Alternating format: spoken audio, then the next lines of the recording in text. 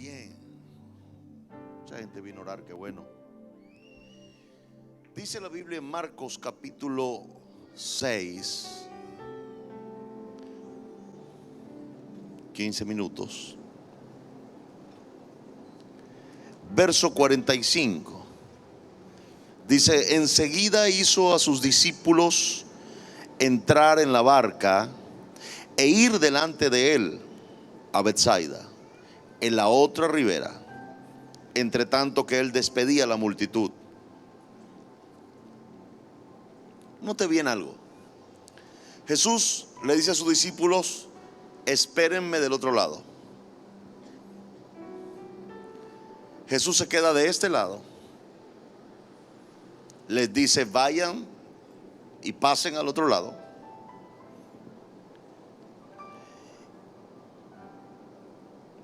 Y le hace ver que él va a llegar al otro lado.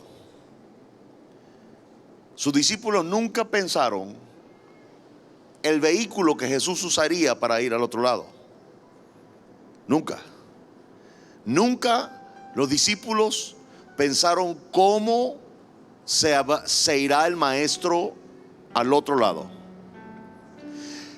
Jesús los despide y le dice: váyanse, remen hacia el otro lado, mientras que yo despido a la multitud. Pongámoslo un poquito en sus zapatos o en sus sandalias. Usted es discípulo. ¿Qué hubiera pensado usted? Lo normal. El maestro debe tener a alguien que lo va a llevar. En lo que despide a la multitud, lo va a llevar al otro lado, y nosotros lo esperamos del otro lado. Pero déjeme decirle lo que Jesús pensaba. Jesús nunca pensó en ir al otro lado remando ni en un barco. Siempre Jesús, óigame esto, siempre Jesús planeó irse caminando sobre el agua. Porque cuando usted lee la Biblia se da cuenta que no hay ninguna provisión y ningún plan de Jesús para irse en barco al otro lado. Desde que Jesús los despidió, ya Jesús había pensado, creído, lo que usted quiera, irse caminando sobre el agua. ¿O no pretenderá usted que Jesús pensaba en nadar al otro lado? Porque era una distancia muy larga. Ahora, usted dirá: ¿qué tiene que ver esto con la oración? El asunto es que aquí no hay un tiempo definido. Vamos a la Biblia, ahora sí. Todo el mundo está así como: ¿por dónde vendrá el pastor hoy? Después que los hubo despedido,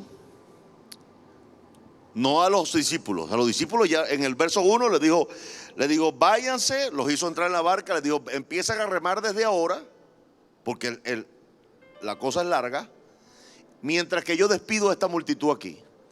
Despidió la multitud y no se fue a nado. No le dijo a otro barco: dame la cola al otro lado. Se fue a orar.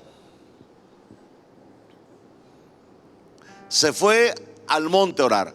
Ahora, tarea para la casa: ir a donde estaba Jesús, que se llama Betsaida. Era un mar, le llamaban mar, aunque era un gran lago. No es algo como un mar, pero un lago muy grande, que era tan grande que cuando hacía viento se levantaban olas enormes como en el mar. Ahora, Jesús se va a un monte. Cuando usted vaya a la internet y ubique el lugar, se va a dar cuenta que el monte donde Jesús va es una pequeña montaña que no tiene forma o manera por la distancia tan grande que había entre el monte y el mar. Él se fue una distancia considerable, caminó. Entonces, desde esa montaña no podía verse, bajo ningún concepto podía verse el mar, mucho menos casi a la madrugada. La última vigilia termina a las 6 de la mañana. y comienza a las 3 de la tarde, perdón, 3 de la mañana. Está comprendida, las vigilias de la noche empiezan a las 6 de la tarde. De 6 a 9 la primera vigilia, de 9 a 12 la segunda vigilia, de 12 a 3 de la mañana, tercera vigilia, 3 de la mañana a 6 de la mañana sería la cuarta vigilia. Ahora, la cuarta vigilia, présteme atención porque si me pierdo un poquito así, mejor que vayamos a orar. Cuarta vigilia comienza a 3 de la mañana, termina a las 6. Estamos claros hasta ahí, ¿verdad? Jesús se fue a orar y cuando se va a orar, se supone que no habían empezado las 4 vigilias que comienzan a las 6 de la tarde. Jesús despide a sus discípulos poco antes de que caiga la noche para que los discípulos puedan pasar al otro lado remando y pudiera Jesús despedir toda la multitud. Era una gran multitud. Le dijo: váyanse, vayan a su casa, vayan, descansen, duerman, coman. Nos vemos después porque vamos a pasar del otro lado y vamos a seguir nuestro camino predicando el evangelio del reino. Pero los despidió, y cuando vio que no quedaba nadie, que todo el mundo dijo: bueno, Jesús se va, y se quedó solo, se fue a ese monte. En ese monte o ese lugar no se ve hacia allá, y se puso a orar. Primera vigilia, dijimos que era de qué hora a qué hora, 6 de la tarde, 9 de la noche. Segunda vigilia, 9 de la noche, 12 de la medianoche. ¿Qué hacía Jesús mientras tanto? Oraba. Tercera vigilia, 12 de la noche, 3 de la mañana. ¿Qué hacía Jesús? Orando. Entonces, y viéndole remar con gran fatiga, verso 46, verso 47, y al venir la noche, la barca estaba en medio del mar y él solo en tierra. Al llegar la noche, al venir la noche o al caer la noche, se suponía que era más o menos 6:30 de la tarde. Jesús estaba solo, ya no había nadie de la multitud, y la barca estaba en el medio del mar. En el medio del mar. ¿Eso fue cuando? Al caer la noche. ¿Qué vigilia fue? ¿Qué hora? Entre 6 y 9 de la noche. La situación, para que usted la entienda, era que la barca iba a la mitad del mar y Jesús estaba solo en tierra. Definitivamente estaba ya orando, porque estaba solo en tierra. Estaba orando. El asunto es que en el medio del mar, viéndole remar con gran fatiga, porque el viento les era contrario. Mire esto. ¿A qué hora más o menos salieron los discípulos para el otro lado? Un poquito antes de las 6, porque no había caído la noche. Cuando estaba más o menos cayendo la noche, al venir la noche, al llegar la noche, 6:30, ¿dónde estaba la barca? En la mitad. ¿Qué hacían los discípulos a esa hora? Remaban con gran fatiga. Estaban turnándose. Dale tú ahora, dale tú, no, dale, no, tú no. Bueno, usted sabe, los discípulos se la pasaban peleando todo el tiempo. No, que yo le di ahorita, ahora te toca a ti. No, yo le di hace rato. No, es que yo no lo doy bien. No, es que, bueno, toda esa discusión, súmenle la discusión. Estaban remando y el viento era un viento muy fuerte y le era contrario. Estaban remando y a esa hora iba bien. Saquemos la cuenta. Salieron a las 5:30 y a las 6:30, cuando cayó la noche, estaban a la mitad. Iban bien. O sea, el tiempo era más o menos lo que se esperaba. Pero siga leyéndolo. Cerca de la cuarta vigilia de la noche, verso 48. Mire cuánto tiempo había pasado. Dijimos que más o menos qué hora era cuando ellos estaban a la mitad, que la Biblia registra, estaba a la mitad, 6:30 de la tarde. Empezando la cuarta vigilia, ¿cuál era el horario? Entre 3 y 6, pero como era empezando, debe ser entre 3 y 3 y media de la mañana. Desde las 6 y media de la tarde a las 3 y media de la mañana no habían llegado al otro lado. ¿Qué estaban haciendo? Remando. ¿Cómo estaban haciéndolo? Con fatiga. ¿Y qué estaba haciendo Jesús? Orando. Ojo con lo que le estoy enseñando, que son 20 minutos. Ya llevo 10. Resulta entonces 6 y media, 7 y media, 8 y media, 9 y media, 10 y media, 11 y media, 12 y media, 1 y media, 2 y media, 3 y media, 9 horas. Esas pobres almas remando en el medio de ese mar. Ahora, esto es lo que nos dice este evangelio, pero el otro evangelio dice que se desató una gran tormenta. O sea, las olas eran enormes. El asunto no estaba fácil. Definitivamente el viento contrario, según cuando estudiamos un poquito acerca de ese lugar, las olas podrían llegar a medir 4 metros de altura. Es decir, ellos estaban bregando con olas grandes, con viento contrario. Así que súmele al cansancio la amenaza de hundirse. Ya a esa hora no peleaban. A esa hora estaban cansados, entregados, diciendo: bueno, muchachos, no es más que un hasta luego, no es más que un triste adiós.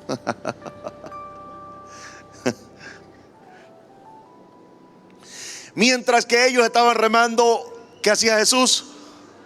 Orando. Qué gran diferencia. Y esas son 2 posiciones y 2 decisiones que cualquiera de nosotros puede tomar en la vida. O te lanzas al mar de problemas con tus propias fuerzas y remas mucho tiempo solo, desgastándote, afanándote, enfermándote, porque tú quieres llegar al otro lado con tus fuerzas. Jesús lo sabía. ¿Qué hizo Jesús? ¿Dónde fue Jesús? ¿Qué fue ese Jesús? Jesús te puede decir 2 cosas. Te voy a dar un buen ejemplo. O te lanzas al mar de tus problemas con tus fuerzas, o te pones a orar. Usted dirá: bueno, pero que si me pongo a orar no voy a pasar del otro lado. O pasas del otro lado o al otro lado remando como un desaforado. Seguramente llegarás. Es posible que suceda. Pero Dios tiene otra forma de hacerlo. O puedes remar con tus fuerzas sobre los problemas, o puedes orar y luego pasar caminando sobre tus problemas. Son 2 cosas que usted puede hacer. Le voy a dar un buen consejo esta noche. Ore y usted va a pasar del otro lado, pero lo va a hacer caminando sobre sus problemas muy tranquilamente y no remando entre su problema, arriesgándose a morir, arriesgándose a cansarse, arriesgándose a tirar la toalla y hasta hundirse en ellos. Le voy a dar un buen consejo. Ore. Es mejor orar. Y usted dirá: pero no, prefiero remar. Mire, aquí habían 2 opciones, pues los problemas siguen siendo los mismos. Ahí está el mar, con todos los problemas. Tú puedes pasar la noche orando. Puedes pasar la noche remando. Lo que no puedes hacer es pasar la noche durmiendo. O sea, eso sí no lo puedes hacer. Tienes que salir de ese problema. Y tienes en este pasaje solo 2 opciones. Una, me lanzo y me enfrento a los problemas con mi propia fuerza y remo y remo y remo y remo y remo y remo. Y mire que después de 9 horas y media iban un poquito más allá de la mitad. Jesús, que pasó el mismo tiempo, óigame esto, el mismo tiempo que ellos pasaron remando, Jesús lo pasó orando. El asunto es que cuando Jesús dijo, bueno, ahora me voy al otro lado, caminó sobre el agua. Siempre él supo que iba a pasar caminando sobre el agua. Nunca Jesús dijo, ay, como oí un predicador que el Señor lo habían dejado. Imagínense la loquera, que los discípulos dejaron al maestro de este lado y después cuando iban por la mitad se acordaron, ay, se montó Jesús. O sea, hay que estar loco, eso nunca sucedió. Jesús era una persona muy, muy importante, y si alguien quería tener a Jesús cerca eran los discípulos, porque los mantenía a los 12. Ellos querían tener a Jesús seguro y cerca. Por esa razón, cuando Jesús dijo, voy a morir en Jerusalén, Pedro le dijo, que Señor, pero ¿qué es eso? No, nunca tal cosa te acontezca. Y usted sabe lo que Jesús le dice, apártate de mí, Satanás. Porque Jesús vio que el interés de Pedro no era la vida de Jesús. Era que Jesús le mandaba el cheque a la suegra porque él estaba casado. Claro, Pedro estaba casado. Jesús le sanó a la suegra. Y después mandaba el cheque todos los meses para pagar todo. Tanto que Pedro no volvió a pescar más nunca. Entonces nadie me diga que los discípulos dejaron a Jesús del otro lado tranquilamente. No, yo me imagino que alguno de ellos les preguntó, Señor, ¿y cómo vas a pasar tú? Hijo, haga caso, váyase para el otro lado, que usted sabe que yo llego. Bueno, vamos a hacer caso, vámonos. Eso indica, Jesús lo que quería dar una enorme enseñanza. Tú puedes remar en medio de tus problemas y después de 9 horas y media o 9 años y medio no haber avanzado nada en tu vida, o haber desgastado tu vida tratando de salir de problemas. En vez de orar, orando, vas a llegar del otro lado, pero caminando sobre los problemas y relajado. Dígale, está a su lado, hermano, relajado.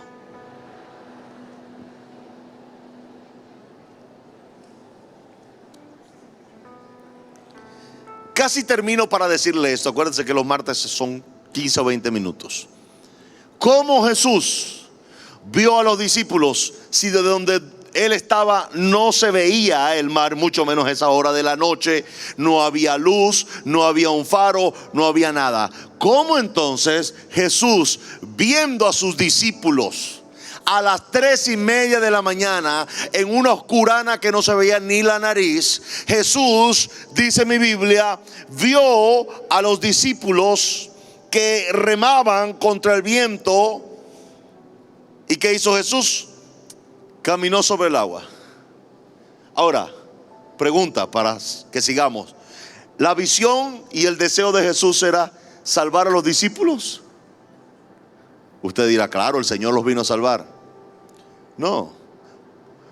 Dice que Él quería adelantárseles.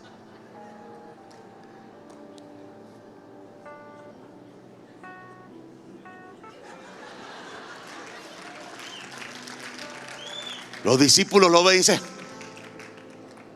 ese es el maestro. Muchacho, se paró un poco el Señor Jesús, le dijo, bueno, la enseñanza de hoy es esta: se logra más orando que remando. Nos vemos al otro lado, muchacho. Y siguió.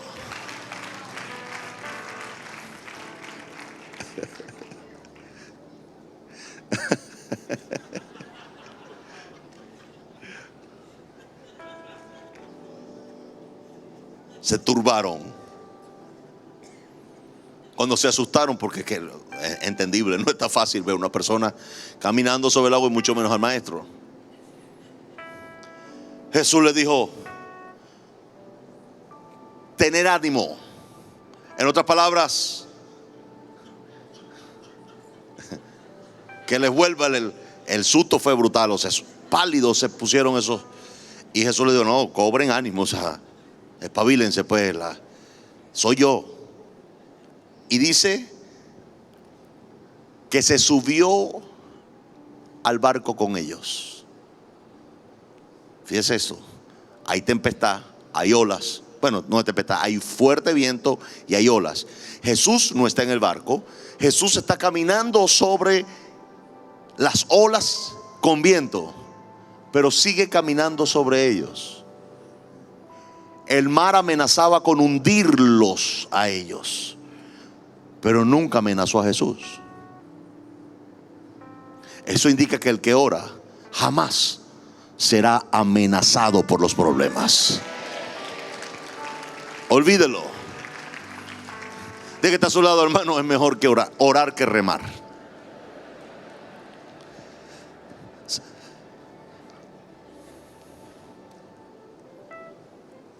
Jesús sale del agua y entra en la barca. Suena raro, ¿verdad? O sea, lo normal es salió de la barca y entró en el agua. Pero aquí es al revés. Jesús salió del agua y entró en la barca. Cuando pisó el barco,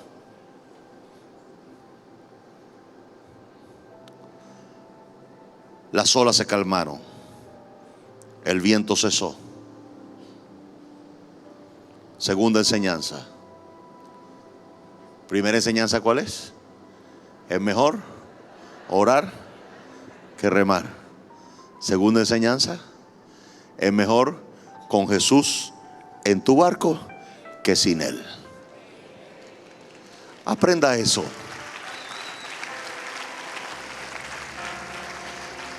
Pastor, tengo una tormenta en mi vida. Una buena ocasión para darle un buen consejo. Segundo consejo: meta a Jesús en su barco. Las tempestades muchas veces son por no tener a Jesús en ese problema o en esa circunstancia. Hay gente que invitan a Jesús a su problema cuando se ven hundiéndose. Jesús es la única garantía de que no te hundirás. Jesús es la única garantía de que esa tormenta de problemas y ese viento contrario a ti va a cesar. No es religión, es Jesús. Cuando usted empieza a tener una vida con Jesús, Jesús tiene el poder de entrar a tu barco y en el mismo momento hacer que el viento contrario y las olas que amenazan tu vida, que amenazan tu economía, que amenazan tu familia, cesen. Primer consejo es mejor orar que remar. Segundo consejo: haz que Jesús se monte en tu barco para que toda la tormenta y el torbellino de problemas que tienes no te hundan, sino que cesen. ¿Alguien dice amén a eso? Mire lo que dice en el verso 51 para que oremos un rato por Venezuela. Y subió a ellos en la barca y se calmó el viento y ellos se asombraron en gran manera y se maravillaron. Y mire lo que viene, y esto termino con el último consejo, porque aún no habían entendido lo de los panes por cuanto estaban endurecidos sus corazones. Es sorprendente que ellos no se acordaban de el milagro que Jesús hizo con los panes.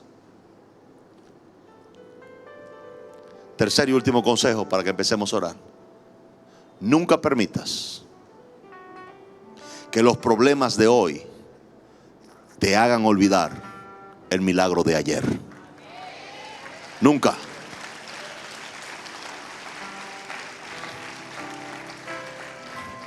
Cuando yo tengo un problema hoy y me acuerdo del milagro de ayer, tengo fe en que si Dios me libró la última vez, lo hará también esta vez. ¿Alguien dice amén a eso en esta noche? Póngase sobre sus pies, por favor, y vamos a orar por Venezuela. 4 peticiones que estamos haciendo de lunes a viernes y algo tiene que pasar. Yo dije, algo tiene que pasar. Hoy me hablaba una persona y me decía, es que yo siento otro ambiente en el país. Yo le dije, estamos orando por este país, algo tiene que pasar. Algo tiene que pasar. Y no estamos esperando sangre, estamos esperando salvación. Amén. Claro que tenemos que orar por nuestro país. Satanás tiene cualquier tipo de plan para que no suceda lo que Dios quiere. Pero la historia siempre ha dicho que Jesús siempre gana y Satanás siempre pierde. Amén. Padre, oramos en esta noche en el nombre de Jesús.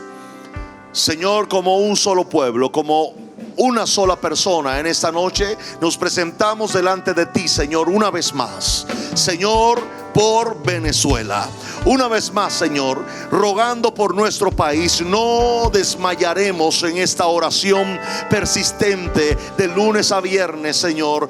Todo este tiempo que sea necesario hacerlo hasta que algo grande suceda en nuestro país, Señor, de tu mano. Padre, oramos en esta noche en el nombre de Jesús para que la paz y la reconciliación del país sea un hecho que pasa por el arrepentimiento, por el respeto, la tolerancia y el perdón. Señor, yo te ruego en el nombre de Jesús que venga la paz a nuestro país, y cualquier amenaza de esa paz, cualquier amenaza, Señor, que quiera venir contra nuestro país, Señor, cualquier tipo de plan de maldad quede completamente destruido por el poder de tu Santo Espíritu. Señor, que nada malo pueda venir a nuestro país, sino que empecemos a ver que cosas buenas empiezan a suceder. Señor, en el nombre de Jesús pedimos que la paz, Señor, venga al corazón de los venezolanos. Señor, que no haya ningún vestigio de violencia o de muerte o de deseo de muerte de un venezolano a otro. Padre, pedimos en el nombre de Jesús para que los valores de Cristo vengan al corazón de los venezolanos. ¿Cómo pasará esto, Padre? Te lo pedimos de la misma manera. Pedimos que el corazón de los creyentes se aboque a la predicación del evangelio, que el corazón de los creyentes se comprometa con este mensaje. Señor, que la determinación de tu espíritu venga a cada corazón, que las personas, Señor, por amor a ti, por amor a este país, Señor, salgan a las calles y prediquen este glorioso evangelio. Señor, yo te pido en el nombre de Jesús que los valores vengan a los 5 o más de 5 millones de niños venezolanos, Señor, para que podamos corregir la próxima generación. Padre, te lo pedimos ahora en el nombre de Jesús. Te pedimos, Señor, por la economía de este país. Permite, Señor, que la economía de este país crezca y se desarrolle. Señor, que tengamos una economía real, una economía sólida, una economía, Señor, anclada, que pueda ser un ejemplo para las economías de Latinoamérica y el mundo. Yo sé que esto es posible, yo creo que esto es posible, y yo sé que esto va a pasar, Padre. Lo sé en el nombre de Jesús. Señor, que la pobreza sea erradicada de este país. Señor, que no haya un venezolano pobre, que no haya un venezolano con falta de los servicios básicos, de las cosas básicas para vivir cómodamente. Padre, te lo pido en el nombre de Jesús. Señor, te ruego por último, Señor, que los niveles de maldad desciendan en este país, la corrupción descienda, Señor, el consumo de droga descienda, la distribución de droga descienda, Señor, la violencia descienda, la delincuencia descienda, Señor, el odio y el rencor desciendan, toda clase y expresión de maldad en este país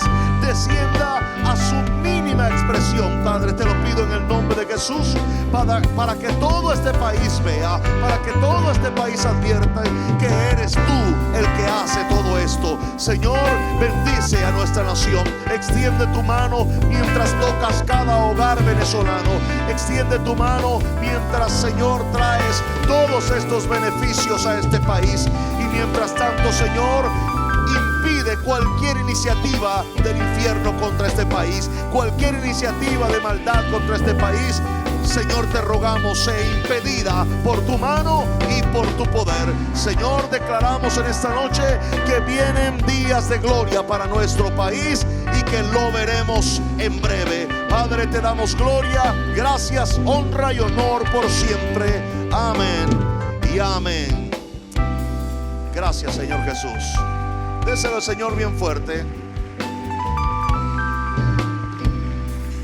Abrace a alguien y dígale: no dejes de orar por Venezuela. Dígale eso, pídaselo.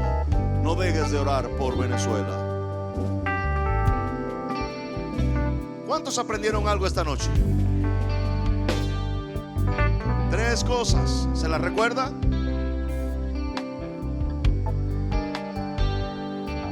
Mejor orar que remar. Sube a Jesús a tu barco para que los problemas no te hundan. Tercera,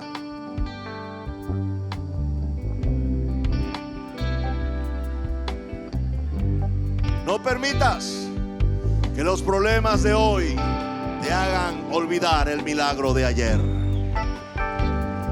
Les amo. Nos vemos pronto.